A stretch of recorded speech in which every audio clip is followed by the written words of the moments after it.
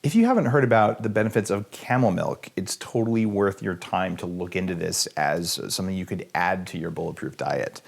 Camel milk is something that I learned about from Walid, the owner of Desert Farms, who's the largest seller of camel milk out there. Camel milk got its start in the autism community because it's non-reactive the way cow milk is, and now it's just become one of the new superfoods that's out there. One of the reasons is that it's full of lactoferrin, which is a natural substance that's present in mother's milk that has antibacterial, antiviral, antiparasitic, anti-cancer properties. And it doesn't have lactose or lactoglobulin, the stuff that makes lactose intolerant people unable to process milk from cows. Desert Farms camel milk is also organic. It's tested for heavy metals and actually 900 different contaminants. It is keto certified, GMO free, has no bovine growth hormone or anything weird like that, and is pasture raised, so it's all grass fed. Desert Farms is offering a really good deal for Bulletproof listeners because they were at the Bulletproof conference and we got to be friends. They're giving away a free bottle of camel milk for you. All you have to do is pay for shipping and handling. Just head over to desertfarms.com/bulletproof to get your free bottle of camel milk right now. That's desertfarms.com/bulletproof.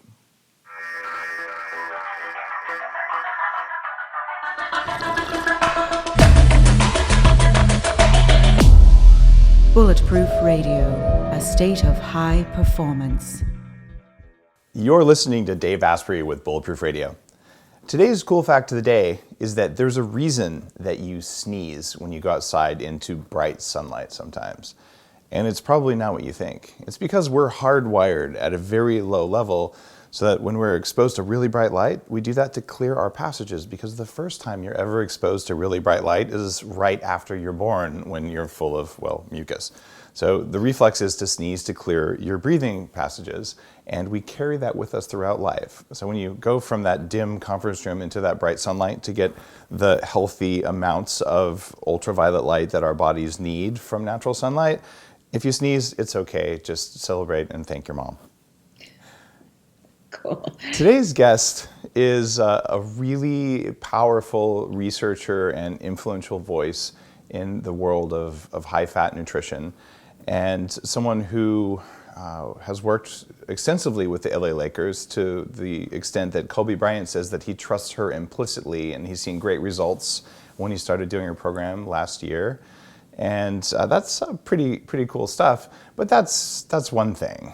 The most important thing behind that is that today's guest, who is Dr. Cate Shanahan, by the way, is a board-certified family physician who also trained in biochemistry and genetics at Cornell, and then attended Robert Wood Johnson Medical School, went on to study ethnobotany in Hawaii and looking at culinary habits of her healthiest patients.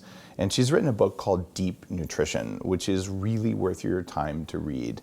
So it's in the quadrant of the nutritional map where you'll find things like Weston A. Price, like Paleo, Primal, Bulletproof, Whole 30, all of those sorts of things where we're like, eat lots of real food, and there's variations between each of those things. And some of them came from ancestral stuff, some didn't. Like Bulletproof is biochemistry derived, not derived, but we all end up in the same part of the map. Whether or not we're in different neighborhoods is a different thing, but none of us ended up at the low-fat kind of thing.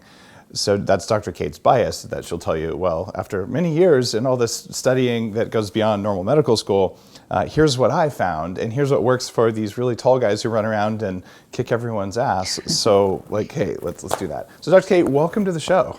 Thanks. I'm so delighted to be here. Thank you so much for having me on again. Now, I first heard about you a few years ago because I saw this article, I think it was in the LA Times, that said the LA Lakers are drinking bulletproof coffee. And I'm like, wow, this is really cool. So we've had a chance to email back and forth and chat a couple times. And you really did change a lot of what America was willing to pay attention to, because when a whole team is getting really good results and they're eating not McDonald's and Gatorade and stuff like that, and switching to we eat real food and tons of vegetables, and you see these like sports heroes do that, it really makes it a safe or a manly thing to do, or at least a sane thing to do for most of the country. So thank you for just getting it out there in that way. Oh, yeah. We did it because we wanted to kind of promote Well, I mean, obviously, we wanted to help the Lakers, of course, and our big pitch was that it would help recovery from injury. It also gives them more energy, which they really appreciate. But we kind of gave a fuddy-duddy pitch, right? Like it wasn't like this is the latest, greatest new thing. It was like this is just what everyone used to do, and we've come so far from that. We scientifically kind of analyzed why it would be good to get back to that and what exactly that was that we used to do. Mm-hmm. But I think it was, that it's hard to overstate how cautious these billion-dollar franchises are with what they do with their diet. They literally hadn't changed anything in over like roughly 30 years, just because there was no obviously compelling reason for the head trainer to change away from what was really the standard American approach at that point in time, because he had not really encountered enough science to kind of say, okay, well, I know there's this massive wall and ivory towers full of evidence that you should do low fat and sugar is the perfect fuel for athletes. But there hadn't just been like anything really that had convinced him that there was another way to do things that might be better. And Gary Vitti, who was the head trainer at the time, was our like connection that got us in there. And he's a foodie. So it really made a lot of sense to him when we said that chefs are the original nutritionist, because he'd always had the personal experience of just thinking about getting the freshest food from the best source and cooking it simply to bring out the flavor. And then he was happy to hear that it also enhances the nutrition. And so that's kind of the approach that we take to try to just make it clear that, a healthy diet is also a delicious diet. There's been this weird division in cooking and food. We have things like molecular gastronomy that the former and original CTO of Microsoft is one of the pioneers of, where you use these advanced molecular biology and biochemistry techniques to make food that's in interesting new things. And the most famous recipe that came out of that school of thinking is probably French fries that are perfect. They're only cooked 4 times, always in bad oils, but they taste amazing, right?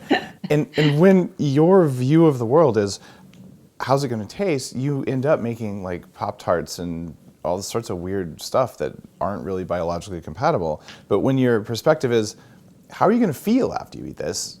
And then how do I make it taste good? It's a different kind of taste. It's like a food high that comes from it. And I think many people have never experienced food that's so fresh and so clean and so good and so well composed that when they eat it, they're like, I don't know why I have all this energy, but like, I have to do something good.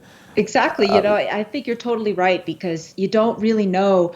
I like to tell people that you don't really even know who you are until you get your brain more used to burning fat, and also where it has to really be rebuilt, because if you've been following a standard American diet, the fats that you had been eating are what your brain is made out of, and those are all very prone to oxidation, and the function is not going to be where it needs to be. So it takes a couple of months, in most cases like 6 months, before we really realize, wow, I feel like it's been a long time since I've been really hungry. It's been a long time since I've had brain fog. I feel like my brain is on now. Yeah. Like all day. I in my mind somewhere, I have a reference that says it takes 900 days to replace 75% of the cell membranes in your body. These are cell membranes made out of fat. So if someone goes on your program, someone just starts adding egg yolks and butter and grass-fed animal fats to their diet, it can take a couple years before like really they get functional membranes. How important are the outer cell membrane and the mitochondrial membrane? Like, can you talk about that from a biochemistry perspective for listeners? What your body is made, there's nothing more important than what your body is made out of. And one of the reasons that natural fats are so important, particularly for brain function, is that your brain is made out of 50% fat by dry weight. And if those fats are not natural, and I should define what I mean by unnatural fats, but if they're not natural, your body still has to use them to do its very best to build a brain. And it's kind of like you are at a construction site with your contractor, and the contractor's like, well, I know you wanted your house made out of bricks, but those never showed up. We did get these styrofoam balls. We got to get the show on the road here, so let's just go for it, see what happens. And it's, the body does its very best with the equipment that it has on hand, but it's not going to perform at its very best. And so there's probably a movie that's coming out maybe in the next few months. The title is in flux, so I can't tell you the title right yet. But there's a scene in there that is so moving. They have a family that has an autistic child who's 5 years old, and at the start of the movie, she's nonverbal. She doesn't use like utensils to eat with, and in 2 weeks of getting these nasty fats out of her diet and getting real foods in her diet, she starts using language. She starts saying no when she doesn't want something, and she starts using a fork. And by 5 weeks, she's suddenly acting like a normal-ish child. Now, unfortunately, she's acting almost like a normal 2-year-old child because her brain development was so delayed. But at least we're getting to the point where you can make that human connection. And it's just such a moving thing because the transformation is really amazing. And it just takes 5 weeks just to get started, right? And you need to, it may take, a full 2 years, 3 years. Children are growing, so it would probably be a lot faster. But it's just so great to be able to get some of that positive feedback right away, because it is very hard to change a child's eating habits. I mean, it's hard enough to change your own, but to change a child's, you have temper tantrums and you have to be firm. And this man was up to the task. It was the father who was in the movie. Then they show him that for 5 days, she just basically didn't eat, and it was torture for him. But eventually she gave in, and it's like something snapped, and she just started eating, and it was good. The fasting might even have been a good thing to do. Totally good point. I hadn't thought of that. My kids, they're 7 and 9 now, but they eat Bulletproof, and they like it, and they don't hold resentment about it. But both of them, at least one time, have said, "I'm not going to eat that," and it's like, oh. Okay, you want to try fasting? Awesome. We can go 30 days without food. So we'll just put that food away right now, and you'll be totally fine. We don't have snacks when we're fasting. And their eyes get really big, and they're like, 30 days, give me the food. There's never a problem. That's a great tactic. You ought to, do a little biohacking family life. I think there's a post about, the post is called like, eat your damn broccoli. I think is what the post is called. And it's like hunger and gravity are really good teachers for kids. It's like, if you do that, you'll fall. And as long as they're not going to hit their head and get a TBI, traumatic brain injury, then it's like, okay, you were warned. And after a little while, they're like, I think I'll start paying attention here. Either that or they don't fall and they feel good about it. So who knows? Well, you're so right. Like, hunger is a great teacher for us and for children too, because hunger puts you much more in tune with your natural appetites, right? And it does kind of reset a lot of these appetite regulating hormones that if you're eating all the time, especially in this culture, it's amazing. People feel like it's dangerous to be hungry, or that if you eat more frequently, it'll speed up your metabolism, or that if you are hungry, it's a sign of a fast metabolism. All of those things are not correct.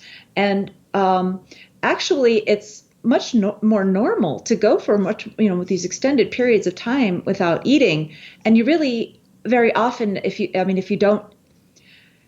get away from this, I need to eat every few hours, your body gets very good at dipping into the fat stores, which helps you burn fat and produce ketones. And then you don't really feel hunger, but you do truly appreciate food when you get it, because you don't have all these weird chemicals and artificial cravings driving your hunger. It's it's totally true for adults, and I don't think fasting is really that good for kids for the vast For a long majority of time. the time Yeah, anyway. right, Yeah, right. like there are good reasons, and kids need some carbs too, at least most of them. Like they benefit, like the right carbs and not a lot of them and not sugar and all. So I don't want to encourage people to put their kids on Absolutely. intermittent fasting. I realize that that could be a side effect of this conversation that's unintended. So if you're listening and you're thinking, great, I just won't feed my kids breakfast, no. But I do have to say that hunger is a great teacher, or to reiterate that, because if you're hungry 2 hours after you ate, it just tells you this one thing: you did it wrong. Like your hunger is your fault, and it's because you ate something that you're sensitive to, or you didn't eat enough fat. So I do that with the kids. They get a little espresso cup, like 1 or 2 ounces of bulletproof coffee with brain octane that raises ketones, which suppresses hunger hormones. So they're fine to go through to lunch. But some of their classmates, they're at a Waldorf school, and there's a few vegans who get like a green apple for breakfast. And then the kids come in, and like, by 10 o'clock, they're shaking, and it's time to have a snack. So then the whole class stops, and they all sit down, and they have their little snack. And it's like, what a waste of time. Like, could we all just feed our kids enough that they could stay focused for more than 45 minutes? Absolutely.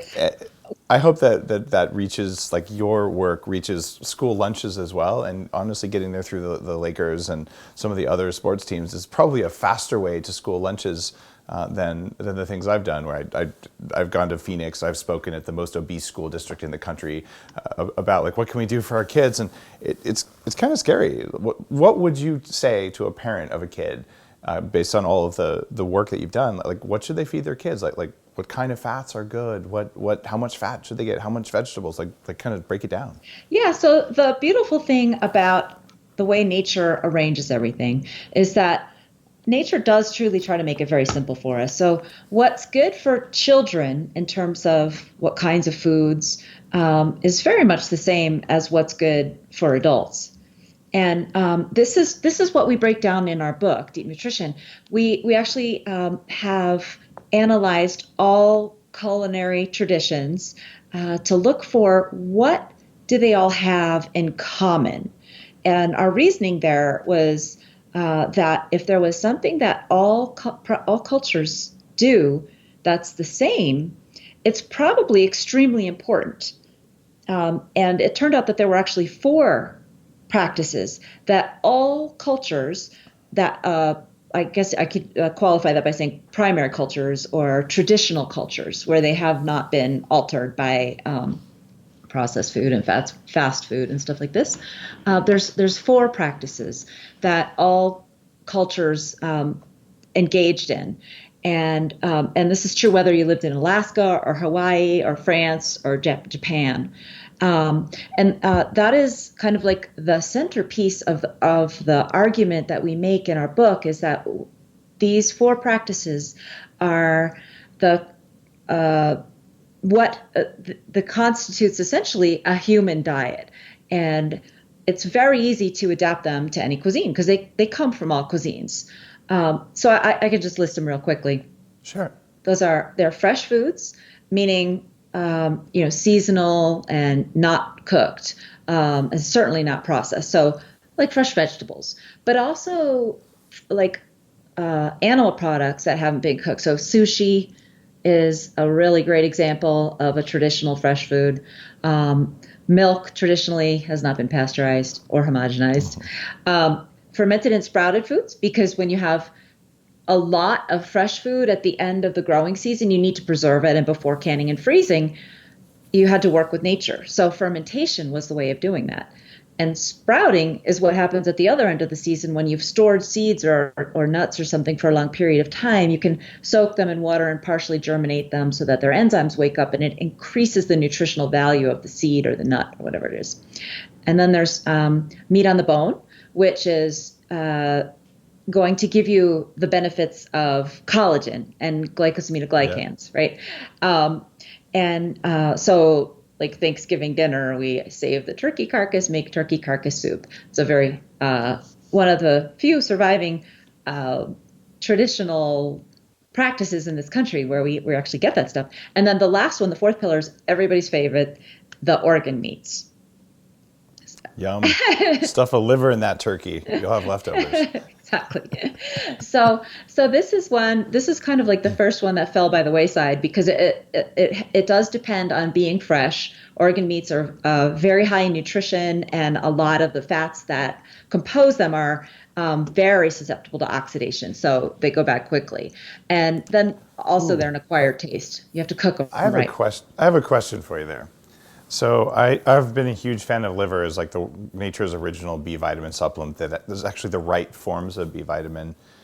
The the problem is that, well, it doesn't taste very good. But I've done raw lamb liver smoothies with like it was Right. absolutely horrifying. Like one of the worst foods I've ever had. But I drank it anyway, and Warrior. had to throw the blender away when I was done. It was that bad. But good thing it was a cheap blender. So that way I know I'm getting unoxidized fats. But the way I prefer to take my liver is in little desiccated powder capsules. But I've always been concerned that when you powder liver, all of the fats are exposed to oxygen and you may be damaging those liver fats that are actually very unusual forms of fats that are found almost nowhere else in the body. What's your take? Should I be doing my dried liver capsule powder things? I do it because I know that B vitamins are in there and I assume that if I'm getting oxidized fats. But am I doing the right thing? Yeah, so it is primarily the benefit there is going to be the B vitamins because those are not significantly damaged by the process of dehydration. Now, um, what happens when you dehydrate the whole liver um, is going to be different depending on the source of the liver and exactly details of how that liver was dehydrated. So it's hard to say really, but in general, the fact that it's whole liver and not like an extract is good because it means that there's no way that they are removing any of the antioxidants that would be protecting those fats. But you can get it tested. And there's a gentleman that works at UC Davis that has been doing these tests, and they're working on how to uh, make it more faster so that it can be a commercially available test. But one of the most important tests for your health and for your food's health is for the presence of oxidized polyunsaturated fats. And this is what they can test for. It's like a rapid, it's like mass spectrometry and chromatography and high Wow. tech sequence of How do I get in touch with tests. this guy? Because I would run, I'm always formulating new foods and supplements, and I would actually love to get some hardcore data this way. Oh, Is this a publicly available test, or you need to like call a guy in a lab somewhere? yeah, more of that. But All right. he's an awesome guy, and I've sort of talked to him about like I know people that would really uh, love to help maybe publicize your work because he's doing very important work, but people aren't hearing about it, right? Because it's a high tech Oh. topic. Well, maybe I should just have him on the show Yeah. because that would be interesting. This is a conversation that I wanted to go into with you because you have an unusual background. You're a medical doctor, which means you have like one perspective on things, but also you studied biochemistry, which a lot of doctors didn't. So you can put on different lenses depending on how you're looking at a problem, which I always find makes like this cross-functional stuff always makes the really coolest conversations and usually the best programs because you're just thinking about things in an odd way instead of in groupthink. And odd is a compliment, by the way. It means coming, not average. coming from Dave. Thank you. Now, when you're looking at something like these oxidized fats, the anti-aging crowd, who I've hung with for many years, in fact, in a few days after we record this, before we publicize it, I'm giving a keynote at the American Academy of Anti-Aging Medicine to 3,000 doctors. I'm the only non-MD presenting, which is an incredible honor because I met my wife there 12 years ago as an attendee at the Oh. conference. So I'm like, oh my God, like this is such an honor. But that crowd, almost universally, if you said how much omega-3 versus omega-6 fat should you have in your cell membranes, they're going to tell you 4 omega-6s for 1 omega-3. The 4-to-1 ratio is like locked in anti-aging lore. Is that the right ratio? Like, that's still 4 times more polyunsaturates than omega-3s, or at least omega-6s than omega-3s. Are they wrong? So are they talking, you said in the membranes, right? You did not Well, say in the diet, correct? Oh, not in the diet. This is what you get when you measure, usually it's in red blood cells is where they're measuring this. So like, I can tell you, I've had mine measured several times. My ratio was 1.28 to 1. In other words, I had way more omega-3s than most people. The only guy who's ever been higher than that I know is Larry Smarr from UC San Diego, who's, you probably have heard of him in the quantified self circles. He he got all the data from all of his colon analysis and then did a 3D fly-through version of his colon and walks around with a 3D printed colon to solve this one problem that he's had for his entire life. Just like you had your shin splints and your long-distance running problems. You're like, I'm going to dig in, I'm going to solve my own problem. So he did this from a GI perspective. But Larry was 1-to-1. And there's a group of people who say you have too much membrane fluidity, it's probably not good for you. I was getting nosebleeds at the time, which Eskimos have from eating too much omega-3s. And the most diehard bulletproofers, some of them are getting their ratios down to that level. I figure most people can't avoid polyunsaturated fat. They can't avoid omega-6s unless you just are kind of obsessive about it. So where do you fall? Because you've really dug in on this. Where do you fall on the optimal amount? Because we've got to have some omega-6 in our diet. Because I know I've tried to eliminate all of it. It's really hard to do. So you brought up two different and very important points. So I'm glad you mentioned that they're talking about membrane fluidity. Okay, so our brain is pretty much 1-to-1 on omega-6 to omega-3. So, cool. Yeah, I mentioned earlier that 50% of our brain by dry weight is fat, and 30% of your brain by dry weight is PUFAs, and it's half and half, omega-6 and omega-3.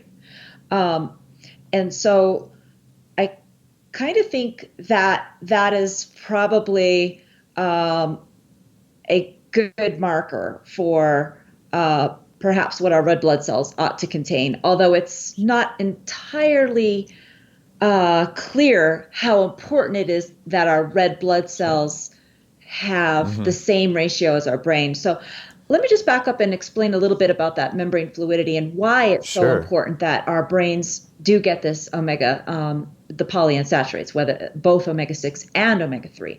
So our brain cells communicate with each other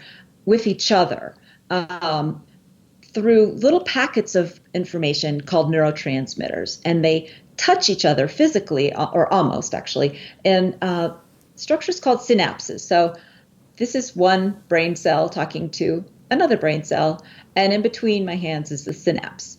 And what happens is when the electrical impulse travels down the end of one brain cell and it's strong enough to say, okay, we're going to make the leap to the next brain cell, then the way that actually physically makes the leap is because the neurotransmitters have to be released into the synaptic cleft. And they are released in not freely released. They're released in these little bubbles. They're like little water balloons that have neurotransmitters inside them. And the balloon is made out of the fatty acids. And that has to happen repeatedly and extremely rapidly. And so it has to be a very fluid and flexible membrane so that it can basically, a little bubble can bleb off and then fuse. And so it can't be highly saturated. Saturated fats are more solid and they're stiffer physically. So it's this physical property of flexibility and fluidity that is dictating the requirements of our brain for polyunsaturated fatty acids. And that's why there's so many in there. Now, both omega-6 and omega-3 are very flexible.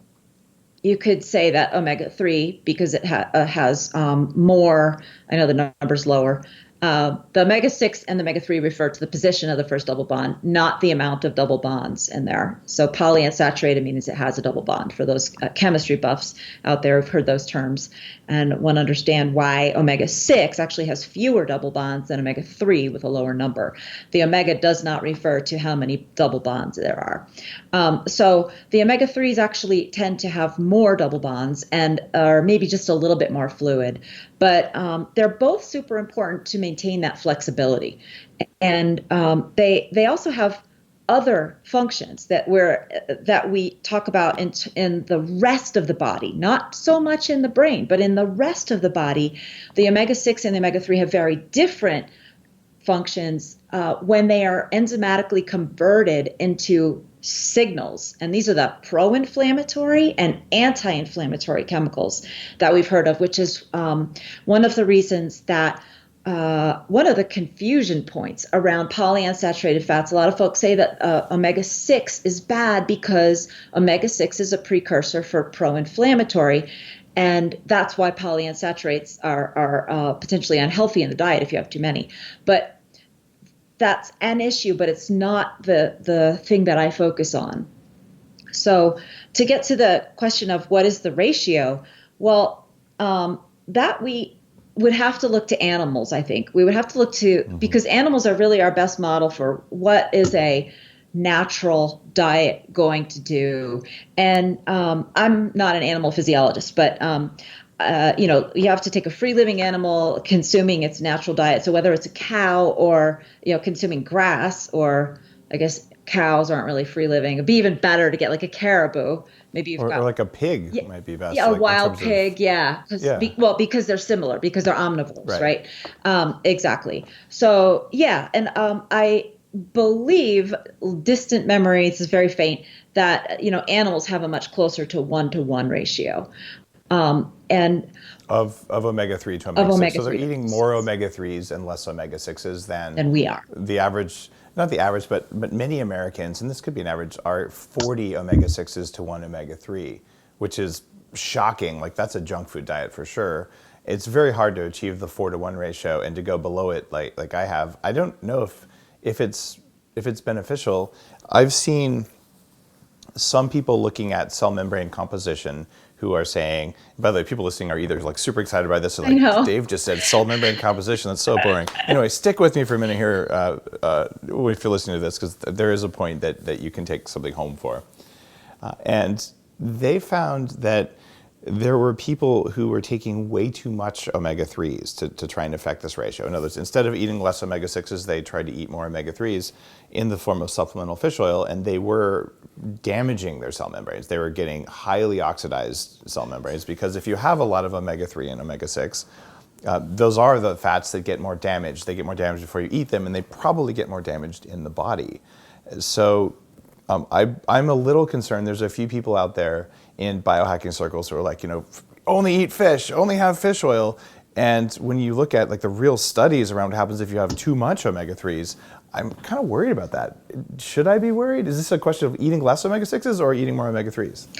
It's a little bit of both. The omega-6s come from the vegetable oils primarily. The soy oil and the canola oil are the two oils that are responsible for the most of all of the PUFAs that we get, that the average American gets. And we get an incredible amount. I did a calculation for Deep Nutrition, and it turns out that somewhere between 30 and 50, maybe 60 even, % of the average American's diet is composed of these vegetable oils.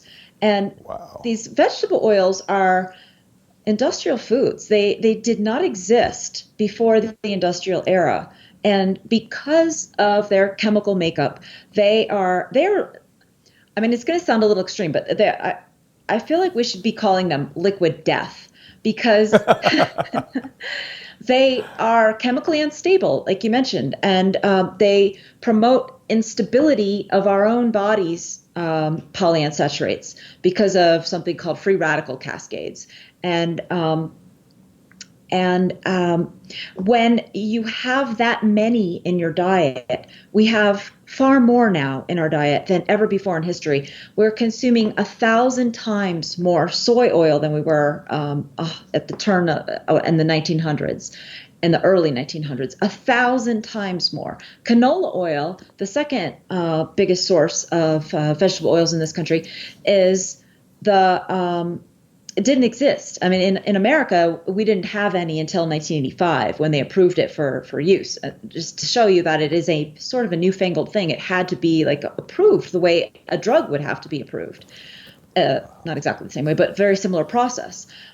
So we are, the average American now is composed of far more polyunsaturated fat than ever before in history. Now, what does that mean? Well, it means that when you biopsy human fat tissue, it's composed of a more liquidy kind of fat that is more prone to degradation and inflammation than 50 years ago or than normal.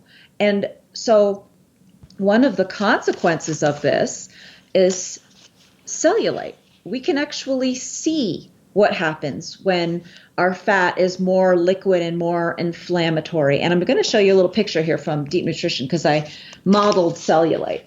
So if you can see that there on the picture here, this is a normal layer of fat, and this is cellulite fat. Is it coming through okay? It is, and for people listening, not watching on the YouTube channel, by the way, bulletproofexec.com/YouTube will get you to the channel. What we're seeing is two pictures. One of them has a bunch of like tightly clustered small droplets of fat in your skin. The other one has larger droplets that are more spread out. And they also, what these dark lines here, the normal fat has more of these dark lines, which represents the collagen that helps keep the fat organized. And that organization enables your skin to stay smooth and not dimple like when you pinch it. And so cellulite we kind of assume is an issue when you're overweight. But I have actually seen babies, like 3-4 months old, that are weaned on this vegetable oil stuff, or they're fed it because baby formula is largely composed of canola oil and these vegetable oils. And you can pinch their little tummies, and instead of just, nice, smooth, delightfully buttery baby fat that you're feeling, it starts to dimple in the way that cellulite does. And it's because that inflammation is breaking down the supporting collagen structure. So instead of having, so that cellulite fat, instead of having 3 layers of collagen support, has only 2 layers of collagen support. So that's in one dimension. And in another dimension, there's up and down supports as well.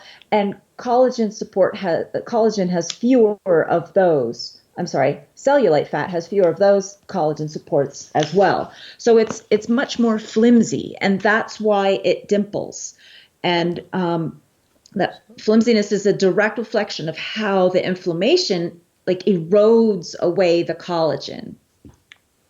So if someone was to switch to eating more stable fats, which would include some saturated fats, would definitely include undamaged omega-3 oils, and say eat a lot more collagen. Yes, people listening know I manufacture grass-fed collagen and all that kind of stuff. So subtle product plug, people. But good stuff. If someone was to do that, what happens with cellulite over time? So the good news, and there's good news and there's bad news. So this is the way nature works. It's like, well, you kind of got to pay for the mistakes you made, but we can help you out a little bit moving forward, right? So the mistakes you made category is that there's a very special kind of collagen called starts with an F. It's very flexible, and it'll come to me in a second. The name doesn't really matter, but it's responsible for Elastin, that's what it's called. It's Oh, responsible elastin. for, Okay, cool. Got it's it. I know that one. yeah, it's responsible for the bounce in our skin. Why, when we stretch it, it bounces back and it doesn't wrinkle when we pinch it. We only get a certain amount of that in our lifetime. In fact, the amount that we get and the durability of this elastin determines the lifespan of the species. So it's very important molecule to longevity and quality of life as you age. But your body only manufactures it under very specific conditions, and it includes a lot of hormones, and we just don't have all those hormones long after puberty. So where like you're kind of like if you're past puberty, you can't make any more. So that's where nature's punishing you. Why not just take a handful of hormones? I mean, we supplement anti-aging hormones. I know 80-year-olds who have 30-year-old hormone profiles. Any reason that like someone with cellulite couldn't just take some prolactin or whatever the heck hormones they need to go back and just make new elastin? Do you think that's possible? I don't believe it's possible because I think it has to do with the fact that the DNA that makes this stuff is just like basically hidden, downregulated, and exposed, because biology does not want us to live longer. I mean, we've got a clock, and that's why you have to hack that biology, a certain amount of time, right? Yes, exactly. So there's the challenge. It may be possible, but I think it would be very difficult, and you'd have to have a lot of factors and do a lot of testing. But it could be a very fun hack. What about stretch marks? I just wrote a book about everything I could find, including a lot of what you just talked about, because I'm covered in stretch marks from when I was basically before 25. I used to weigh 300 pounds. So I have like zebra stripes all over like my hips and like, 6-inch scars along my abdomen. And they're all bleached and like they look reasonably decent. But I realized when I saw the first one, I could have prevented it. So I wrote a book with my wife. We put it on Amazon a couple days ago. It's like 100 pages of like everything you need to know to prevent stretch marks.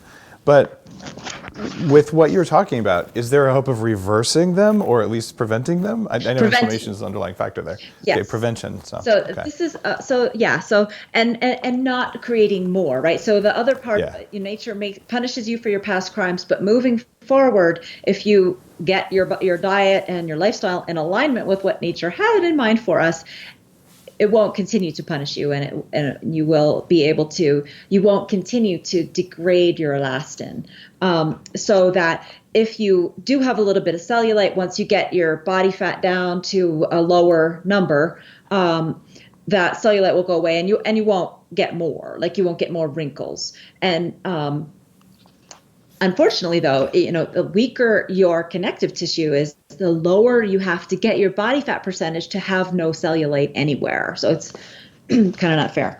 But to your, I have a little diagram about scar tissue too. This is from the sun, but stretch marks are kind of the same process. And what we're seeing is normal skin that gets damaged from the sun. Then the cells that make new collagen in the skin lay down another layer, but it's disorganized. So that's why we can see stretch, like little lines on stretch marks, because it doesn't follow the same pattern. And it's laid down under inflammatory conditions, and in this case from a sunburn, it's quite inflammatory. It's not going to follow the same pattern. And so that's one of the reasons that on a crummy diet, it's a lot easier to not only get the cellulite, but also the stretch marks. Let's talk about sunlight for a little while. I've had Dr. Stephanie Seneff on talking about sulfated cholesterol, how sunlight, ultraviolet light, when you expose your skin or even your eyes to it, it helps to make sulfated cholesterol and very importantly, sulfated vitamin D. So you supplement vitamin D, but it's not activated without ultraviolet exposure.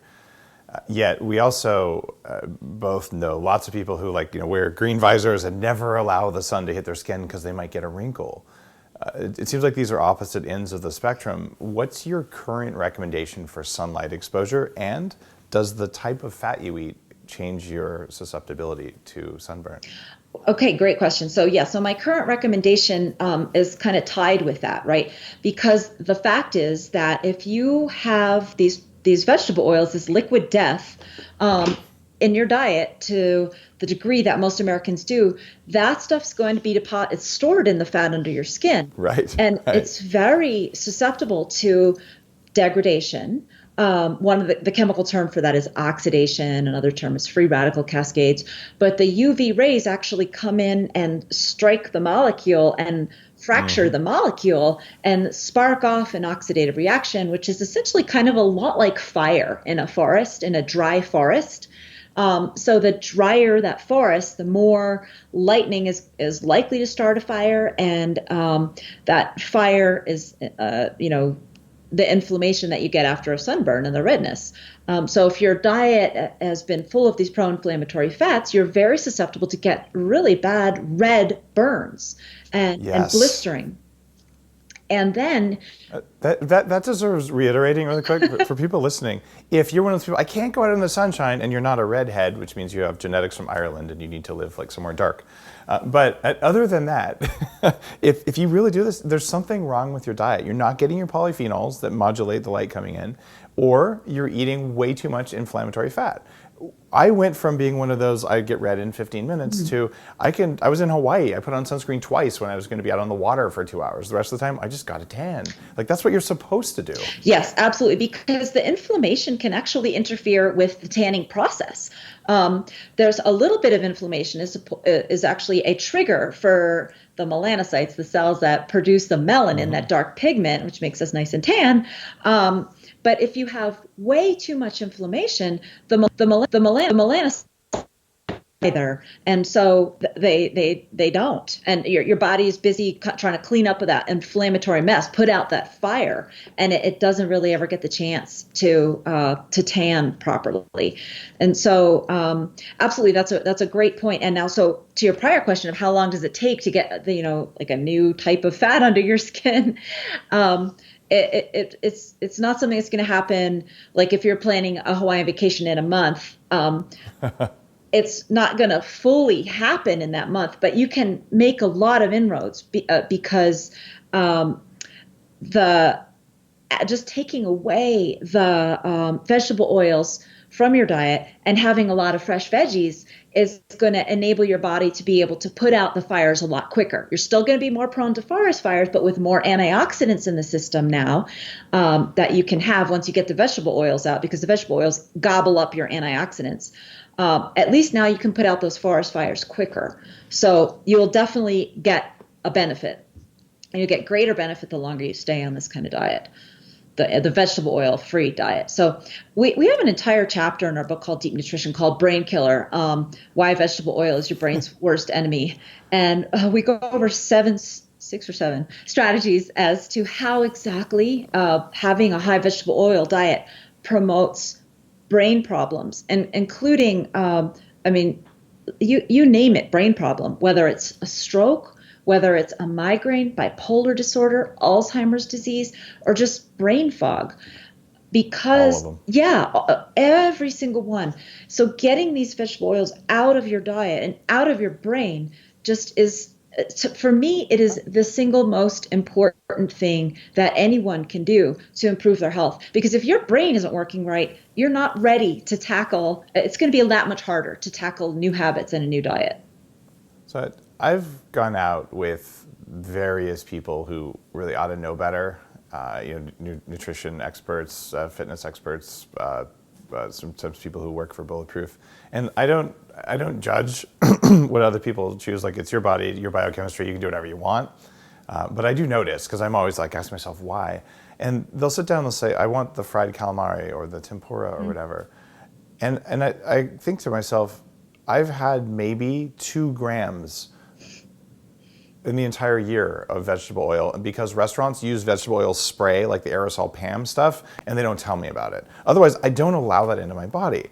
What happens if someone eats like a deep fried food one time full of these vegetable oils? What does it do to their brain? So researchers in Australia asked a very similar question in 2006, and they published their findings in the American Journal of Cardiology, which is a very prestigious magazine. They looked at what happened when you took a serving of French fries from a restaurant, a standard restaurant, towards the end of the week, because that oil is used over and over again. And so you don't know, when you get there, how old it is, and it's a requirement. They're recommended to change it once a week, but they don't always do that, right? Some Yeah. may change it more often, of course, and they deserve credit for that. But so one serving of fries, a single serving in healthy young volunteers around their 20s, they measured what happens to a physiologic process called endothelial function, which helps regulate your blood flow.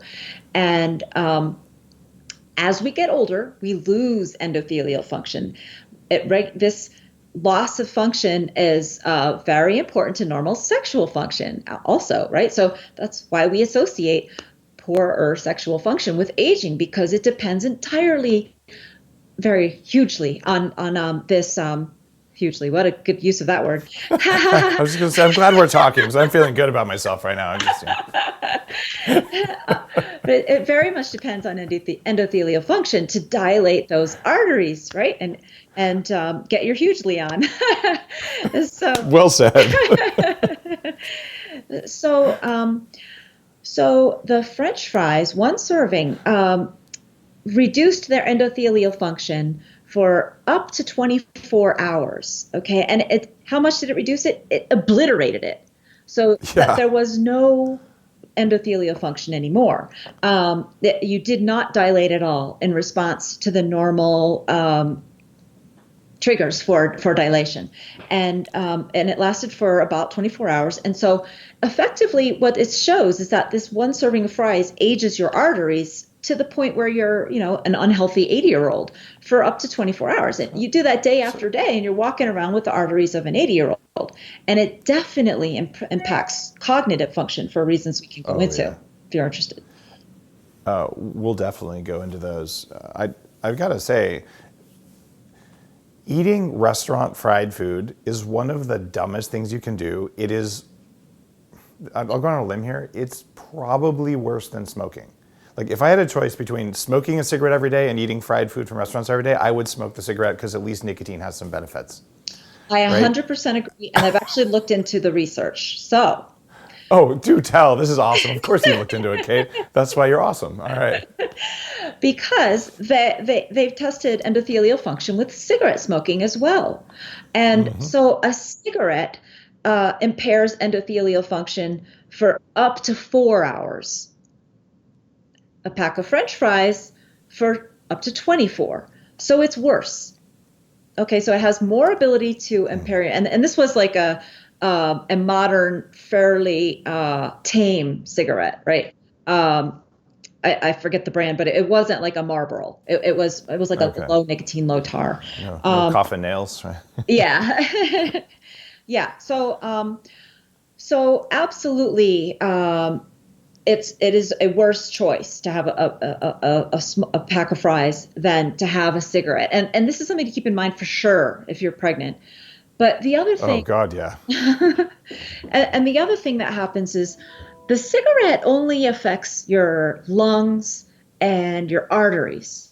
And it doesn't become what your body is built out of. So after the fries are through quenching your nitric oxide and destroying that's how they destroy endothelial function. Then they get incorporated into some part of your body. And they continue to promote oxidative stress and free radical cascades from there. And they can do even more damage. And they become, actually, once they're fully broken down, they become substances.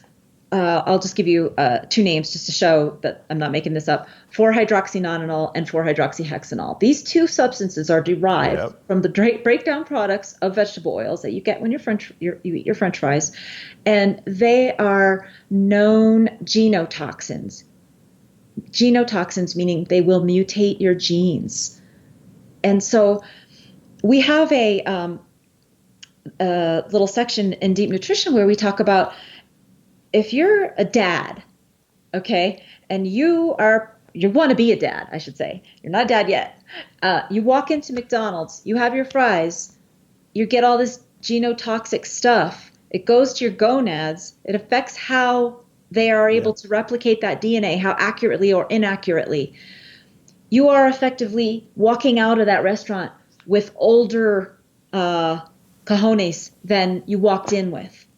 And In in the Better Baby book, which is the first book I wrote with my wife about what do you do before you get pregnant to have healthier kids with better genetic expression, we talk about what the dad has to do, like clean up their diet and all that stuff. And there's good studies with alcohol, and there's also a lot of like don't eat fried foods. What would you rather see? A dad 3 months before pregnancy eating fried food every day, or having a glass of wine every day? far and away the glass of wine, because Okay. Are you guys getting, just for listeners, are you guys getting this? Like, don't eat fried crap. And that includes fried Brussels sprouts at your paleo restaurant. If it's fried at a restaurant, you don't put it in your mouth. I just love that you're emphasizing that, because, I almost feel like there's something where, oh, it doesn't count because I don't do it very often, or it's just a treat or something like that. And it's just it's a little bit of magical thinking there. Like, well, I didn't make it, or, I didn't get to see it. I don't know what's happening back there in the mysterious kitchen. And I really think it's magical thinking. And the only way to combat magical thinking is with facts. Yeah. Well, there's another thing we should talk about, just in the interest of giving people actionable information. When you go to the restaurant, like, I'm going to be a good person, I'll order the salad with olive oil instead of your MSG bad fat dressing. Most restaurants today use a blend of 75% olive, 25% canola, and the waitress doesn't even know it. And if you say, could you check because I have an anaphylactic response to canola oil, you'll be surprised at how often they come back and go, oh, you can't eat the olive oil. And it's to the point, like, I carry brain octane in a little bottle and I pour that and some lemon on my salad when I go out if they don't have real olive oil, because, well, they're doing that. And they do it because they save money. They can cook with olive oil that has a higher smoke point because it's adulterated with toxic canola oil. And so this matters more than a lot of the other things you do. Like, okay, now I'm going to ask you a really hard question. If someone could exercise regularly, let's say someone could exercise 5 days a week, moderate exercise, not like killing themselves every day. They could either do that or they could not eat fried foods every day. Which do you think would be a better choice? I still say not eat the fried foods, because I do too. Okay. because if you're exercising while you're eating fried foods, it's a little bit like, while you're you're trying to improve your lung health while you're exercising while you're smoking, right? It's not going to happen. You're not going to improve your cardiovascular health the way that you think you are. So if you have, a certain amount of willpower, a certain amount of, one thing that you want to do, and you have to choose between starting an exercise program and cutting vegetable oil out of your diet, I would start with the cutting the vegetable oil out of the diet, because it will ultimately make you smarter and improve your willpower. Yes. So there's something called executive function, and we cite a study in Deep Nutrition that shows that the consumption of vegetable oils reduces your executive function. Executive function is your planning ability. So that, like, one of the big barriers to weight loss is that folks have certain habits around their diet, and sometimes it's like going home, and on your way home you stop through a drive-through because you feel a little bit hungry. And if your executive function is not, if your executive is on vacation and not doing his function, you will not really be able to plan a healthier way home or a healthier meal. And so, when you're eating something that interferes with your executive function, it makes it all the harder to adopt any other healthy habit. And it's kind of like you take 2 steps forward and 1 step back, or 1 3/4 step back. And I hear that so much from people who are trying to lose weight. And I really believe that this is why you want to triage and, attack the most important thing first, because everything else falls. If you attack the most important thing, that means everything else is going to be easier to attack next. You totally have, like, cracked the code on this, and it's almost like you're psychic here. When you offer a talk to physicians, they get continuing education credits, but you have to tell the physicians what you're going to, what they're going to learn in your talk. So this talk I'm giving at the American Academy of Anti-Aging Medicine, the first learning point for them is how to hack patient compliance. And basically, you cut vegetable Love it. oils and you cut things that decrease mitochondrial function, and suddenly you get patients who have enough energy and willpower to do what you tell them, instead of the average patient who's like, I know, doc, you told me to do this, but I was too tired, so I just did what I was going to do. And that frustrates everyone everywhere, including the patient, including the physician. So what you just said is classical there. And I am of the same opinion that drinking, smoking, and not exercising are actually lesser sins than eating fried vegetable oil stuff, or just eating vegetable oil, but very specifically fried vegetable oil. I'm glad you're taking this on, because it is something that has been confused in the literature and just basically almost like glossed over. And it needs a champion.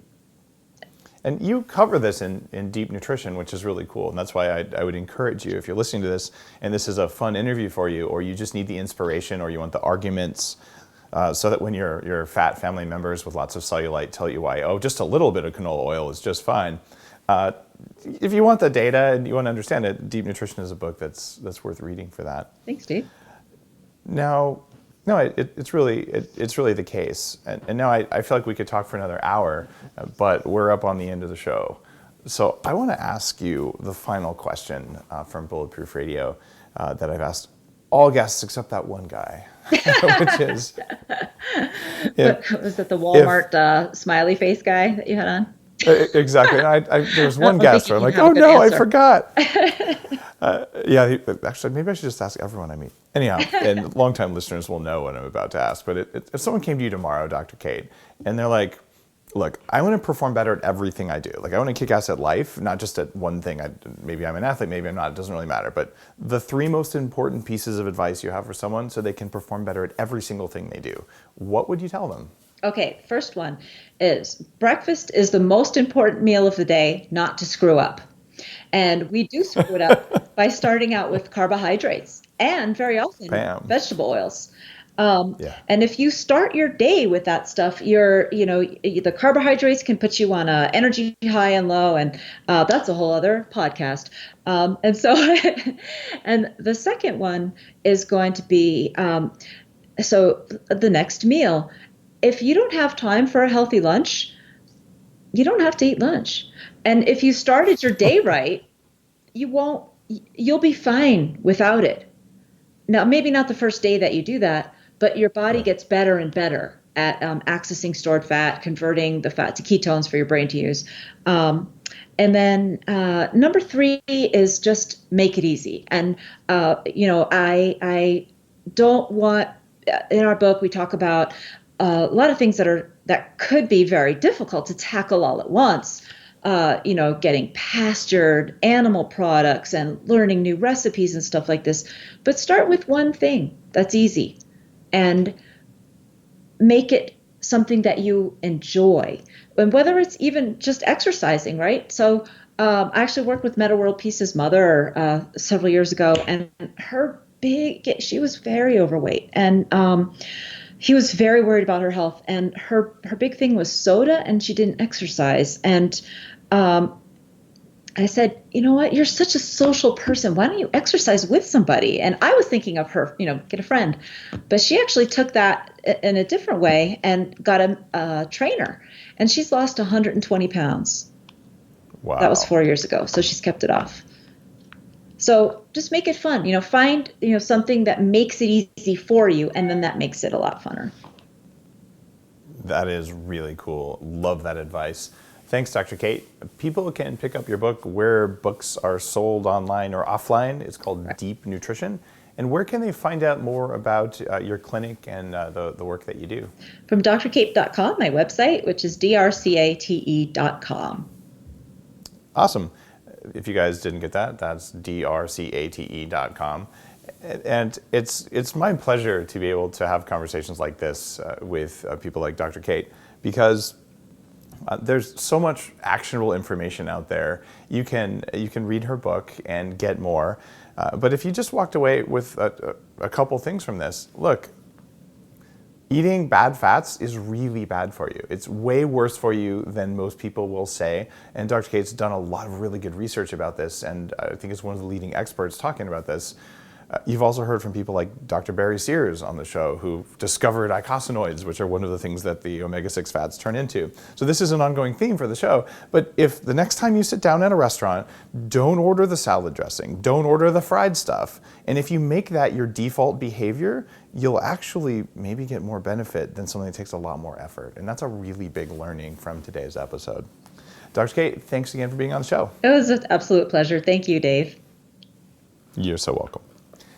If you enjoyed today's episode, you know what to do. Head on over to bulletproof.com and get a subscription for Bulletproof coffee beans and some of that brain octane oil, which, by the way, will not mess up your cell membranes in any way, shape, or form. Very stable, gives you energy, raises ketones, and probably, well, gives you wings or something like that, but no guarantees there. Have an awesome day.